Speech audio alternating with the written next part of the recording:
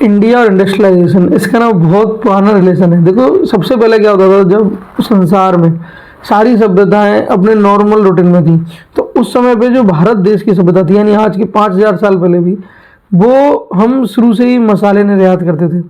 हम शुरू से ही बहुत सारा प्रोडक्शन करते थे इंडिया में, और जो कि भारत देश था तो बहुत सारा प्रोडक्शन करते थे, और हम सारे वर्ल्ड को अपने प्रोडक्ट भेजते थे और बदले में उनसे मुद्रा में मान लो स्वर्ण लेते थे। इसीलिए भारत को उस समय पे स्वर्ण युग के हिसाब से सोने की चिड़िया भी बोला जाता था। धीरे धीरे जो चेंज आए, वो सारे चेंज क्या है कि भारत के ऊपर तो सोने की चिड़िया को लालच में देख के सारे लोग तो वही अटैक करते रहे।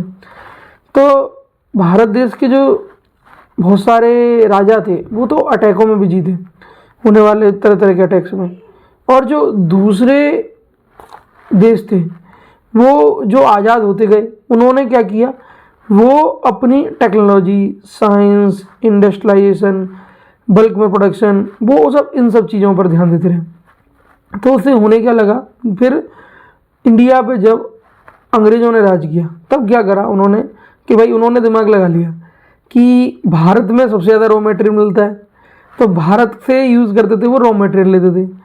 अब बाई शिप्स के द्वारा वो रॉ मटेरियल को अपने कंट्रीज ले जाते थे। इंडस्ट्रियलाइजेशन, बड़ी बड़ी मशीन इन्वेंशंस उन्होंने कहाँ किए, उन्होंने अपने देशों में किए। R&D डेवलप की, रिसर्च एंड डेवलपमेंट, वहाँ पर उन्होंने उनसे बड़ी बड़ी मशीनों से हाईली क्वांटिटी में प्रोडक्शन किया।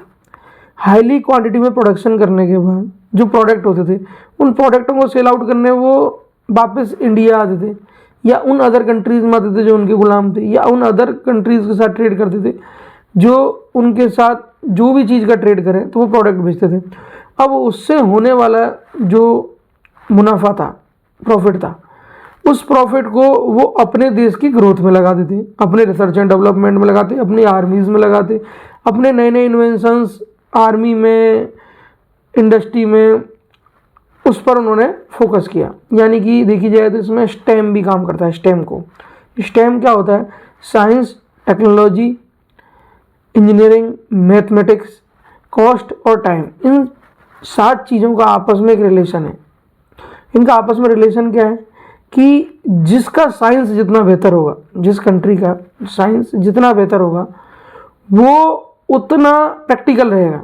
प्रैक्टिकल रहने से मतलब क्या है कि एक आदमी तो थिंकिंग ही कर रहा है बस कि यार मुझे ये बहुत बड़ा प्लेन बनाना है, और एक आदमी के पास साइंस है। साइंस है तो मतलब उसके पास एक मेथड है, तरीका है कि यार प्लेन बनाना तो है, बट प्रैक्टिकली कैसे